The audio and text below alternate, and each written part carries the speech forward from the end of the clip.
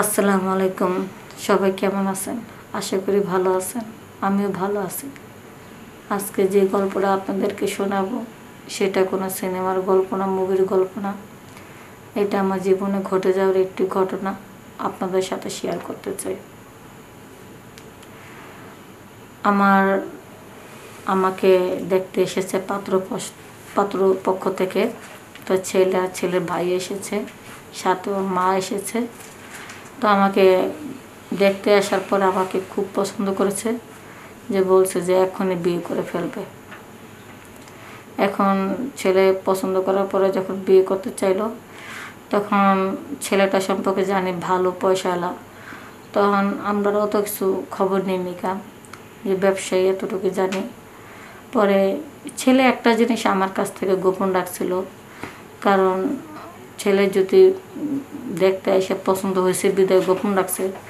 তারা নিয়ত করছে যদি তার ওই বিষয়টা যদি জানায় দেয়, তাহলে যদি আমাকে যদি আমার বাপ মা যদি বিয়ে শাদী না দেয়, এই জন্য আর কি গোপন রাখছে।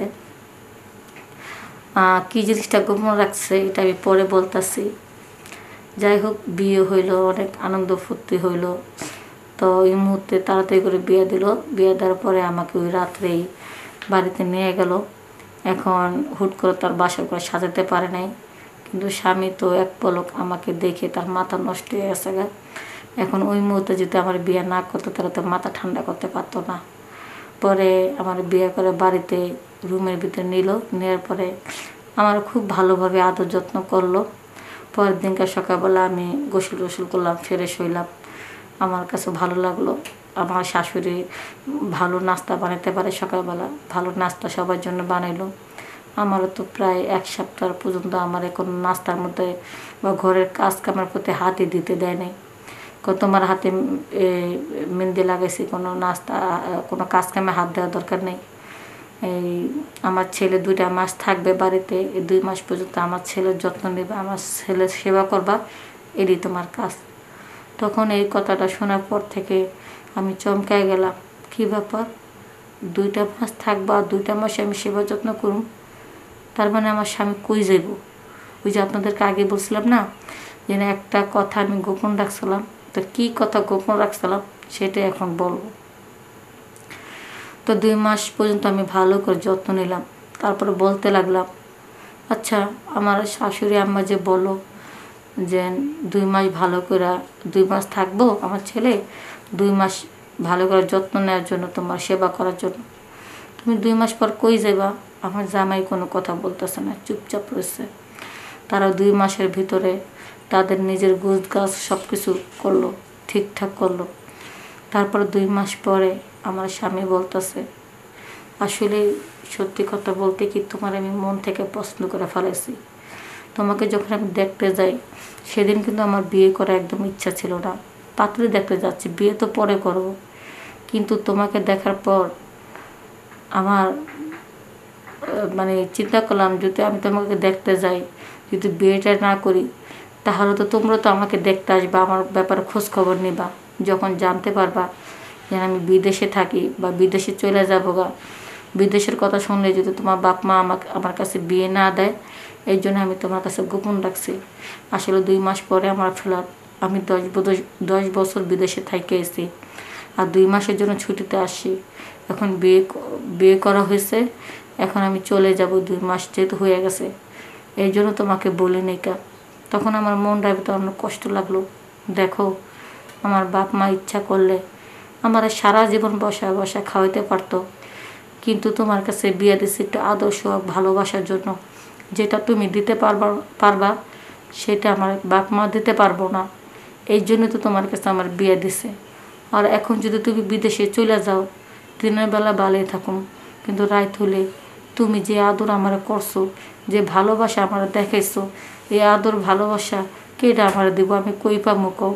আমি তো রাত্রেবেলা ঘুমাইতে পারুম না, সারাটা রাত আমি ছটফট করে মরুম। তুমি বিদেশে যাইও না। আমার অটল ভালোবাসা দেখে আমার স্বামীর চোখে কান্না চলে আসলো। আমার স্বামী আমার ভালোবাসা দেখে মুগ্ধ হলো। দেখো, তোমার এই ভালোবাসার ব্যাপারে যদি আমি আগে বুঝতে পারতাম যে স্ত্রীর ভালোবাসা এত গভীর, এত ভালো, এত পবিত্র, তাহলে আমি বিদেশ থেকে একবারে চলে আসতাম। কিন্তু জানো, ওখানে আমি আমার একটা স্বর্ণের ব্যবসা শুরু করেছি। ওই ব্যবসা যদি আমি না করি, আমি না থাকি, তাহলে তো আমার দোকানটা সম্পূর্ণ ব্যবসা বাণিজ্য সব নষ্ট হয়ে যাবে গা। ওদিকে আমার থাকাই লাগবে। পরে যাই হোক, আমাকে অনেক বোঝাইয়া আমার স্বামী বিদেশে চলে যায়। পরে প্রায় আস্তে আস্তে 2 বছর, 1 বছর, 2 বছর, 5 বছর কাইটা যায়। 5টা বছর পর্যন্ত নিজেকে অনেক কষ্ট করে সামাল দিছি। আর আমার দেওরের জন্য আমরা বিভিন্ন জায়গায় মাইয়া দেখতে থাকি, কিন্তু আমার দেওরে কোনো একটা মেয়ে পছন্দ করে না, কোনো মেয়ে পছন্দ করে না। পরে একদিনকা আমার দেওরে আমি বলি, আচ্ছা ভাই, তোমার এত সুন্দর সুন্দর মাইয়া দেখাইলাম, তুমি মেয়েকে পছন্দ করো না কেন?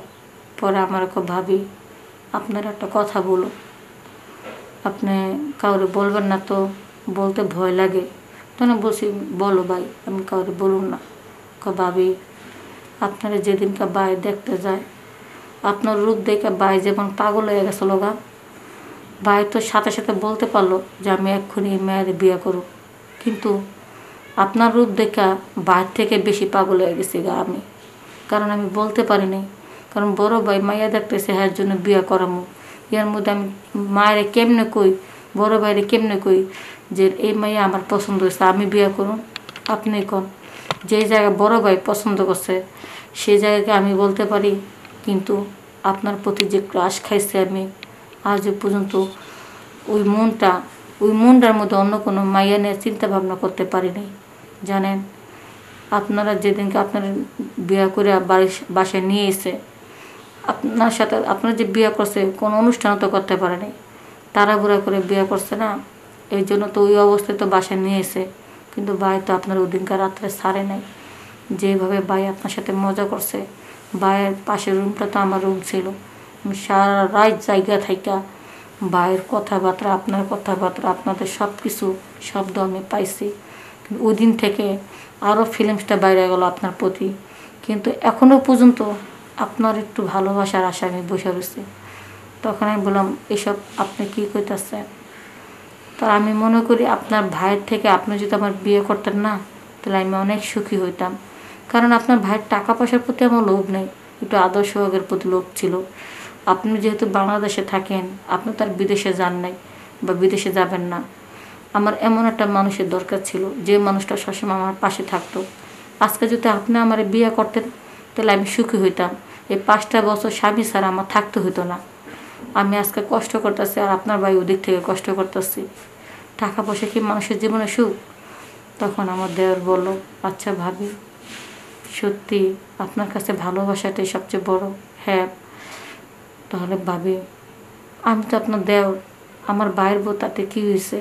ভাই তো পাশে নাই। এই 5টা বছর আপনি যে কষ্ট করতেছেন, আর আমিও মনের মধ্যে আপনার পয়সা রাখছি, আমারও অনেক কষ্ট হইতেছে। তাহলে ভাই যেহেতু নাই, তাহলে ভাইয়ের জায়গাটা আমার একটু সুযোগ করে দেওয়া যায় না? এখন তো যেহেতু আপনার সিঙ্গেলই, ভাই পাশে নাই, আপনারও একটু মনে শান্তি লাগলো, আমারও মনে শান্তি লাগলো। পরে দেওরের মুখ থেকে কথা শোনার পরে আমি চিন্তা করলাম, আমি তো অনেক দিন ধরে না খাওয়া, দেওরটা আমার খুব পছন্দ করে। আর দেওর তো আপন দেওয়ার পর তো না যে ওর সাথে আমার একটা কিছু হইলে কেউ সন্দেহ করবে, কেউ তো বুঝতেই পারবে না। পরে রাত্রেবেলা যখন শাশুড়ি আমার ঘরে ঘুমা রয়েছে, দেওর আস্তে করে আমার ঘরে চলে এসে আর সারাটা রাত আমারে অনেক মজা দিচ্ছে, অনেক ভালো লাগছে। সত্যি আমি অনেক সুখী। তারপর আমি চিন্তা করলাম, 5 বছরের মধ্যে যদি আমার স্বামী অনেক টাকা পয়সা দিয়ে থাকে, শাড়ি গয়না দিয়ে থাকে, আমার মনের মধ্যে একটু শান্তি লাগে নাই। আজকে যে শান্তি আমার দেওরে দিচ্ছে, আমার মনে হয় যেন দেওরকে নিয়ে যদি গাছতলা ঘুমাইতে পারতাম, তাও শান্তি লাগতো। আসলে কেন যে প্রবাসী মানুষ যায় জীবনে টাকা পয়সা ইনকাম করার জন্য, টাকা পয়সা ইনকাম করে বুড়াকালে তারা আইব, আর বুড়াকালে কি তখন যৌবনের চাহিদাটা থাকে বলেন?